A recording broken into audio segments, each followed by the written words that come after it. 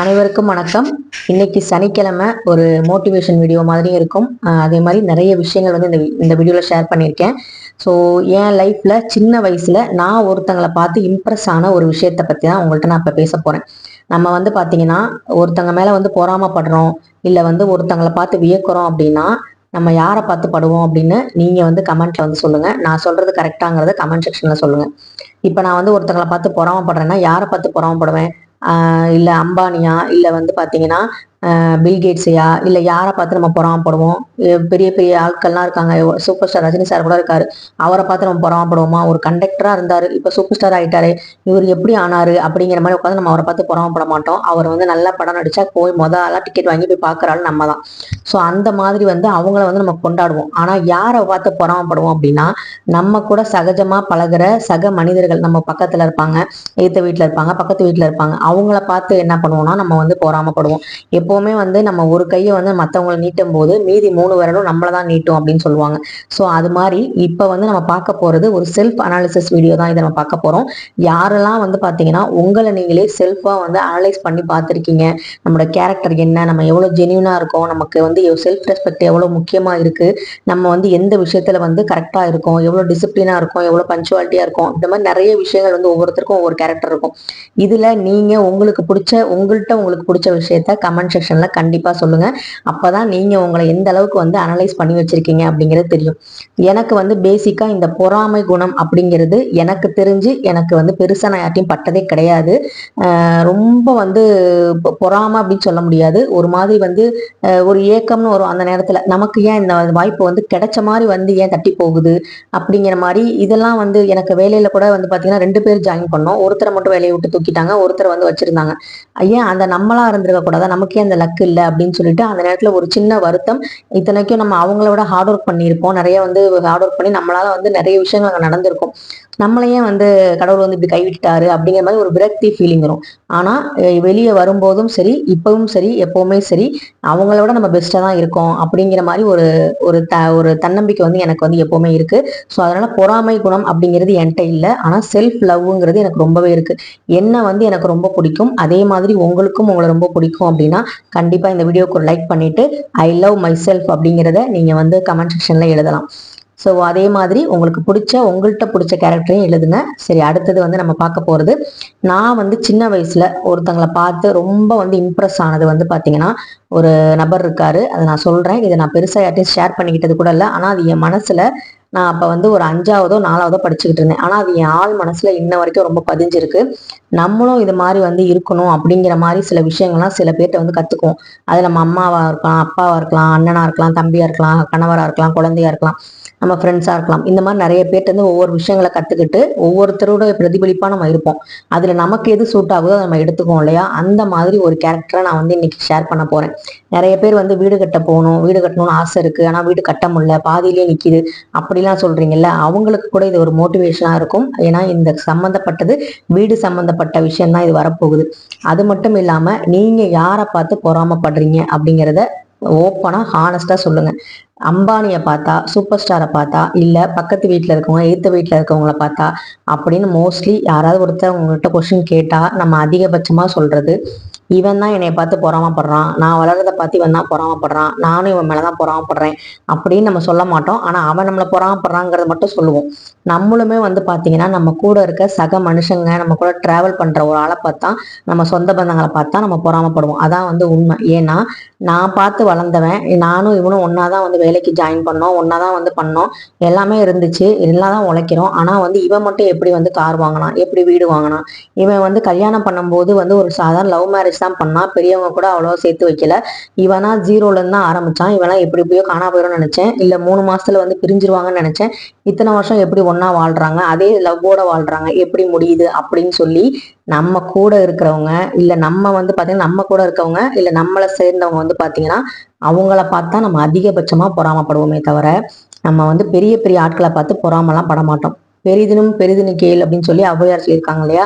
அந்த மாதிரி பெரிதினும் பெரிதினும் கேட்கவும் மாட்டோம். அதுலயும் கொஞ்சம் கஞ்சத்தனமா தான் கேட்போம், நமக்கு இது போதும் அப்படின்னு கேட்போம். அதே மாதிரி ஒரு பொறாமப்படுறது கூட பெரிய ஆளை பார்த்து பொறாமப்பட மாட்டோம். நம்ம கூட சாதாரணமாக சுற்றிக்கிட்டு இருந்தவங்க ஒரு லெவலில் அவங்களோட காசு சேர்த்து வச்சு ஏதோ வந்து ஒரு காரோ ஒரு வீடோ வாங்கியிருப்பாங்க. அதை பார்த்தா நம்மளால பொறாமப்பட முடியும். அவங்க என்ன பண்ணாங்க, அவங்க என்ன ட்ரிக் யூஸ் பண்ணாங்க, அவங்களுக்கு எந்த மாதிரி விஷயங்கள்லாம் ஒர்க் அவுட் ஆச்சு, அவங்க என்ன பூஜை பண்ணாங்க, எந்த கோவிலுக்கு போனாங்க, எதை நம்பினாங்க, எதை வந்து அவாய்ட் பண்ணாங்க, இதெல்லாம் நம்ம யோசிக்கவே மாட்டோம். அவன் வந்துட்டான்ப்பா, அவன் முன்னேறி வந்துட்டான்ப்பா அப்படிங்கிற ஒரு புகைச்சல் மட்டும்தான் சில பேர்கிட்ட இருக்கும். அந்த மாதிரி இருக்கிற அந்த புகைச்சல்னால ஏதாவது ஒரு காரியம் சாதிக்க முடியுமான்னு கேட்டா முடியாது. ஆனா இந்த மாதிரி யோசிச்சா, இந்த மாதிரி நம்ம திங்க் பண்ணும்போது கண்டிப்பா முடியும். அது என்னங்கிறது இப்ப நான் சொல்றேன். அப்ப வந்து நான் 5வது படிச்சுட்டு இருந்தேன். அப்ப நாங்களும் சொந்த வீட்டுல இருந்தோம். அது ரொம்ப சின்ன வீடு, ஓட்டு வீடு தான். ஆனா வந்து பாத்தீங்கன்னா ரொம்ப சந்தோஷமாவே இருந்தோம். அப்ப வந்து பாத்தீங்கன்னா எய்த்தாப்புல வந்து ஒரு வீடு வந்து கட்டிக்கிட்டு இருந்தாங்க. அந்த வீடு வந்து பாத்தீங்கன்னா அந்த அண்ணன் வந்து சலூன் ஷாப் வந்து வச்சிருந்தாங்க. அவங்க வந்து கணவன், மனைவி, ஒரு பையன் வந்து அப்ப இருந்தாங்க. அந்த வீட்டுக்கு வரும்போது 3 பேர். கொஞ்சமா வந்து வீடு கட்டிட்டு இருக்கும் போதே அவங்க செகண்டா வந்து பிரெக்னன்சி ஆகிட்டாங்க. அவங்க வீடு வந்து கட்டி, அதாவது இந்த 4 தூண் மாதிரி நிற்கும் இல்லையா, அந்த மாதிரி வந்து செங்கல்லாம் நிக்குது. அந்த பட்டி பூசுறது கூட பூசல. அவங்க என்ன பண்ணிட்டாங்க, அந்த ஓரத்துல ஒரு ரூமை மட்டும் கட்டி அது மேல வந்து ஷெட்டு மாதிரி போட்டுட்டு அதுல வந்து பாத்தீங்கன்னா அங்கேயே வந்து தங்கிட்டாங்க. மழை பெஞ்சா ஒரு சைடு வந்து அந்த கட்டாமல் நனையும், வெயில் அடிச்சாலும் ரொம்ப வந்து பொட்ட வெளியா வந்து இருக்க மாதிரி இருக்கும். நான் அப்ப யோசிச்சுக்கிட்டே இருப்பேன், என்ன இவங்க வீடை கட்டியே முடிக்காம வந்து இருக்காங்களே அப்படின்னு சொல்லிட்டு.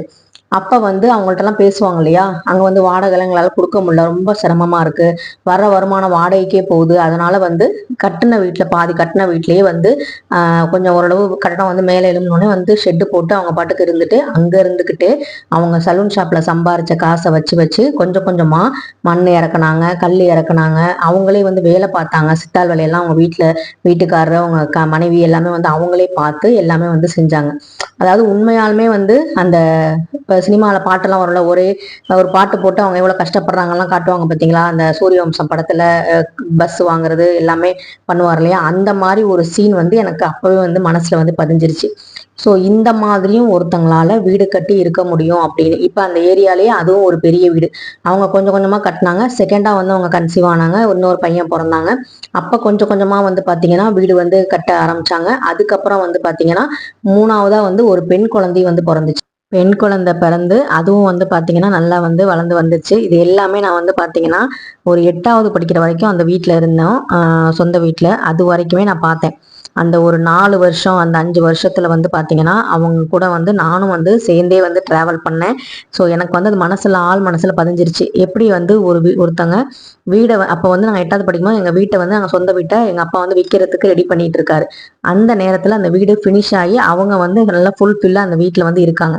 ஒருத்தங்க வந்து நினைச்சா ஒரு ஒண்ணுமே இல்லாத ஓட்டு சீட்ல கூட இருந்து கொஞ்சம் கொஞ்சமா காசு சேர்த்து வச்சு முன்னேறி அவங்க வந்து நல்ல வந்து ஒரு பெரிய வீடு வந்து கட்ட முடியும். அதுக்காக அவங்க பட்ட கஷ்டங்கள், மற்றவங்க என்ஜாய் பண்ற விஷயங்கள்லாம் அவங்க கொஞ்சம் தவிர்க்கிற மாதிரி இருக்கும். அதே மாதிரி மற்றவங்க சாப்பிட்ற பெரிய ஆடம்பரமான சாப்பாடை கூட கொஞ்ச நாள் ஸ்டாப் பண்ணி வச்சுட்டு நமக்கு இப்போ முக்கியமா வந்து வீடு தான் தேவை, அதை வந்து நம்ம ஃபோக்கஸ் பண்ணணும்னு சொல்லி செய்வாங்க.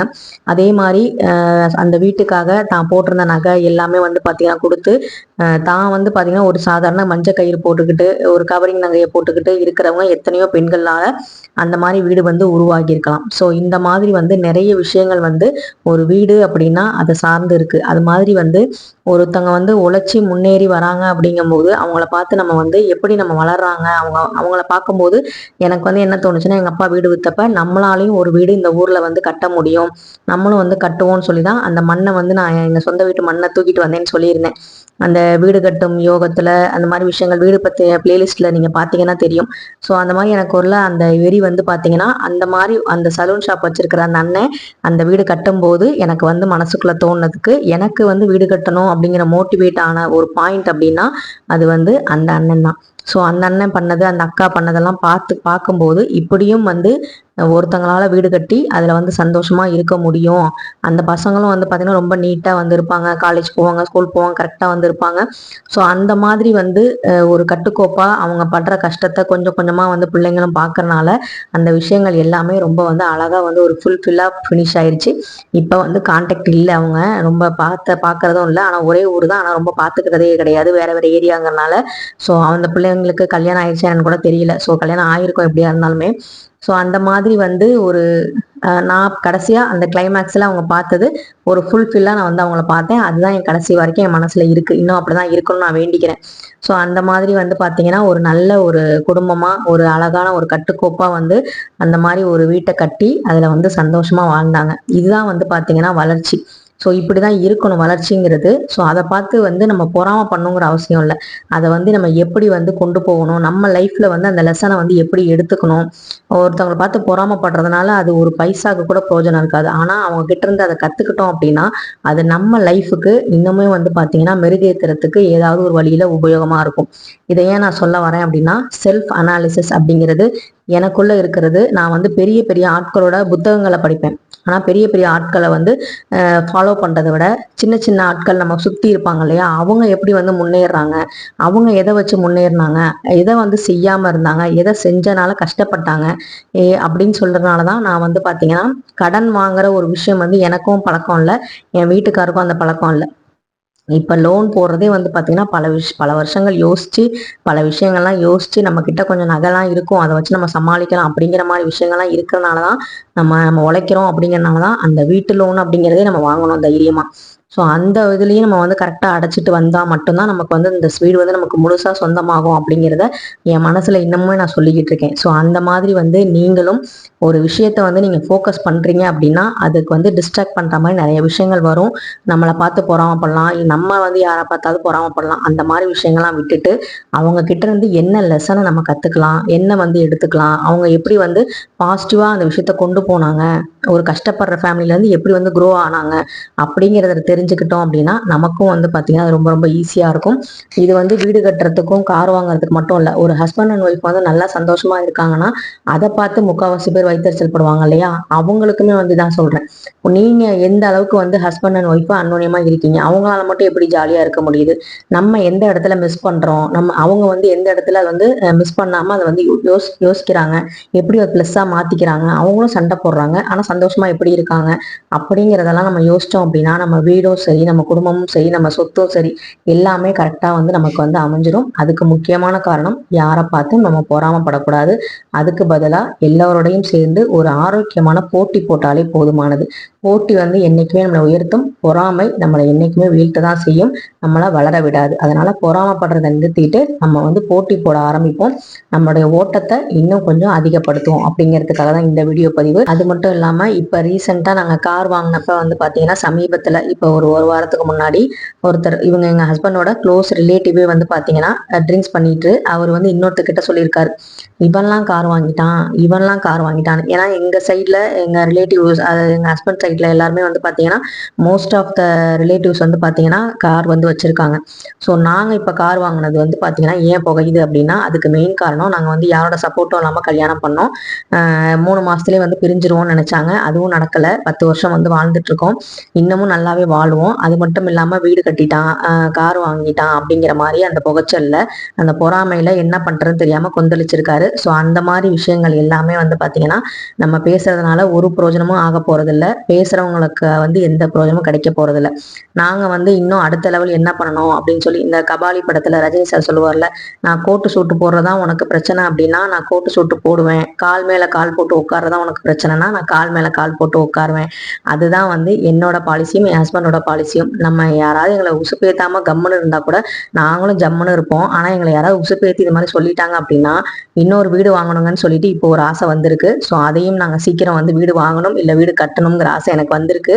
ஸோ சீக்கிரமா வந்து அதுவும் நாங்கள் நடத்தி காட்டுவோம் அப்படிங்கிற நம்பிக்கையோட இருக்கு. நீங்களும் வந்து இந்த மாதிரி பாசிட்டிவான ஆளுங்களோட பழகுங்க, பாசிட்டிவா பேசுங்க. உங்களை யாரும் நெகட்டிவா சொன்னா கூட அதை வந்து பாசிட்டிவா எப்படி மாத்தணும் அப்படிங்கிறத கண்டிப்பா வந்து பழகி வச்சுக்கோங்க. ஏன்னா நம்மளை சுத்தி ரொம்ப நல்லவங்களா இருக்காங்க, அதனால நல்லவங்கள்ட்ட இருந்து நம்ம நிறைய விஷயங்கள் கத்துக்கணும். ஸோ அதுக்காக தான் இந்த வீடியோ பதிவு. இந்த வீடியோ உங்களுக்கு பிடிச்சிருந்தா கண்டிப்பா லைக் பண்ணுங்க, ஷேர் பண்ணுங்க, மறக்காம சப்ஸ்கிரைப் பண்ணுங்க. உங்களுக்கு யாருக்கு பொறாமப்படுறவங்களுக்கு சொல்றேன், நாங்க நல்லா வாழ்றதா உங்களுக்கு பிரச்சனைனா நாங்க இன்னும் செம்மையா வாழ போறோம். நன்றி, வணக்கம்.